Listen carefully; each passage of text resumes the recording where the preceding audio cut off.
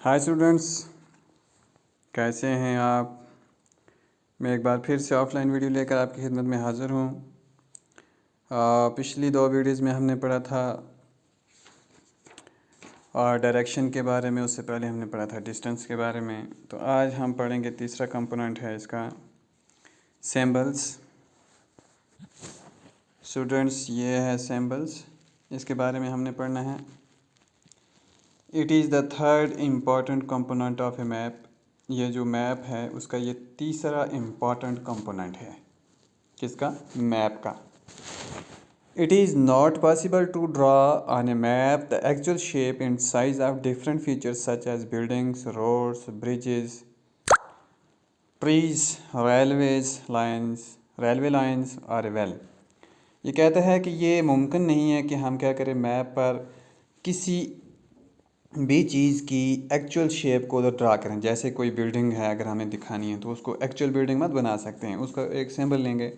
या रोड को दिखाना है, ब्रिजेस को दिखाना है, ट्रीज़ को दिखाना है, रेलवे लाइंस को, वेल्स को।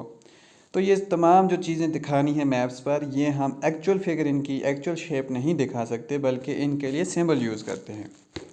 सो they are shown by using certain letters, shades, colours, pictures and lines.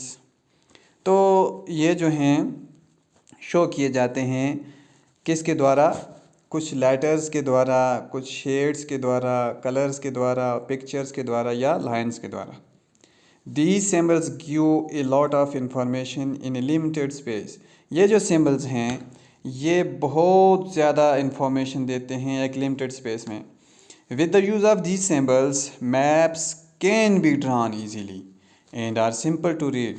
ये जो सिम्बल्स हम यूज़ करते हैं, इनकी हेल्प से, इनकी मदद से, इनके इस्तेमाल से ये जो मैप्स हैं हम ड्रा कर सकते हैं।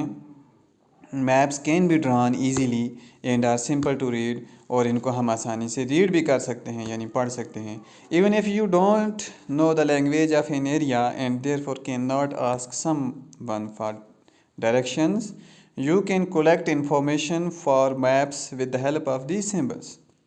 यहाँ तक कि अगर आप किसी एरिया की लैंग्वेज को नहीं जानते हो, उसकी ज़बान को नहीं जानते हो, तो वहाँ क्या कर सकते हो? तो therefore can not ask someone for direction. तो आप उधर के डायरेक्शंस के बारे में भी नहीं पूछ सकते हो। You can collect information from maps. तो आप क्या कर सकते हो? मैप से इंफॉर्मेशन कलेक्ट कर सकते हो with the help of these symbols, in symbols की मदद से। Maps have a universal language that can be understood by all। Maps की यूनिवर्सल लैंग्वेज होती है जो तमाम लोग समझ सकते हैं। There is an international agreement regarding the use of the symbols. ये एक इंटरनेशनल माहिदा हुआ है, बैनुल अक़वामी माहिदा हुआ है। किसके बारे में? Regarding the use of the symbols, in symbols को इस्तेमाल करने के बारे में। ठीक है। These are called conventional symbols। इनको क्या कहते हैं students? conventional symbols। Some of the conventional symbols are shown in the figure 4.3। ये बोलता है कि कुछ conventional symbols जो हैं, conventional symbols दिए गए हैं इस फिगर 4.3 में। ये फिगर 4.3 ये है स्टूडेंट्स, ये जो फिगर है इसमें दिए गए हैं। जैसे यहाँ पर दिया गया है रेलवे लाइंस, ये है ना रेलवे लाइंस। रेलवे लाइंस के लिए जो सिंबल, जैसे ब्रॉड गेज है, मीटर गेज है, रेलवे स्टेशन है। तो ब्रॉड गेज के लिए ये वाला सिंबल है, मीटर गेज के लिए ये है। ठीक है। ये है रेलवे लाइंस के लिए। ठीक। और ये जो है रेलवे स्टेशन है, ये वाला। ठीक है स्टूडेंट्स। रोड्स के लिए क्या है? Metalled, unmetalled. मेटल्ड के लिए ये है और अनमेटल्ड के लिए ये वाला सिंबल है। बाउंड्रीज, इंटरनेशनल, स्टेट या डिस्ट्रिक्ट। बाउंड्रीज के बारे में क्या है? इंटरनेशनल ये वाला सिंबल है, ये काला वाला। और स्टेट की बाउंड्री के लिए ये वाला सिंबल है। और डिस्ट्रिक्ट की बाउंड्री के लिए ये पतली लाइन। ठीक। राइवर्स, वेल्स, टैंक्स, कैनल और ब्रिजेस के लिए क्या है? राइवर्स के लिए ये वाला सिंबल है। वेल्स के लिए ये डॉट है। टैंक्स के लिए ये है, कैनल्स के लिए ये है और ब्रिजेस के लिए ये है, ये सिंबल हैं। टेंपल, चर्च, मॉस्क और छतरी। टेंपल के लिए ये सिंबल है, ठीक है स्टूडेंट्स।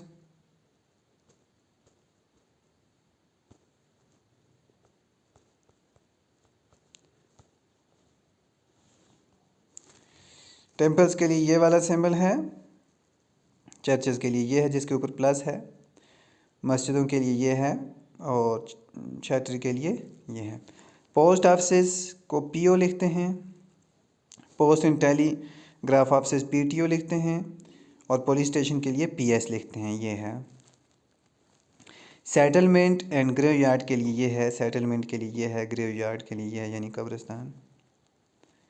ट्रीज़ के लिए ऐसा सिंबल है और ग्रास के लिए ऐसा से, ये तमाम सिंबल हैं। अगर हम इनकी एक्चुअल शेप बनाएंगे तो मैप को फिर मैप बनाना आसान नहीं होगा, उनको हम ये सिंबल देते हैं मैप पर।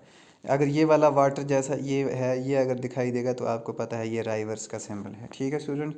तो इस तरह से क्या होता है कि मैप्स को रीड करना बहुत ही आसान हो जाता है और किसी भी जगह की अगर लोकेशन मालूम करनी है तो इन सिंबल्स की वजह से हम कर सकते हैं बगैर किसी को पूछे।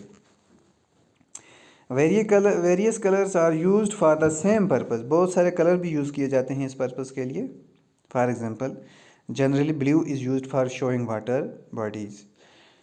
मिसाल के तौर पर क्या है कि जो नीला कलर है वो हम किसके लिए शो करते हैं, वाटर बॉडीज़ के लिए। ब्राउन फॉर माउंटेन, ब्राउन जो है वो माउंटेन के लिए यूज़ करते हैं। Yellow for plateau and green is used for plants, ठीक है, प्लेन्स। येलो जो है वो प्लेटोज़ के लिए है और ग्रीन जो है वो प्लेन्स के लिए, ठीक है स्टूडेंट्स। तो आज का ये जो चैप्टर का जो सब टॉपिक था हमारे पास, ये सिंबल्स के बारे में हमने पढ़ा, तो काफ़ी इंफॉर्मेटिव सब टॉपिक है। अच्छी तरह से आप भी इसको पढ़ेंगे कि किस तरह से हमें अगर कहीं पर भी जाना है तो हम मैप्स के ज़रिए, इन सिंबल्स के ज़रिए उस जगह की लोकेशन को हम मालूम कर सकते हैं। तो अगली वीडियो में हम स्केचेस के बारे में पढ़ेंगे। आज के लिए इतना ही काफ़ी है। तब तक के लिए खुदा हाफिज़। Stay home, stay safe.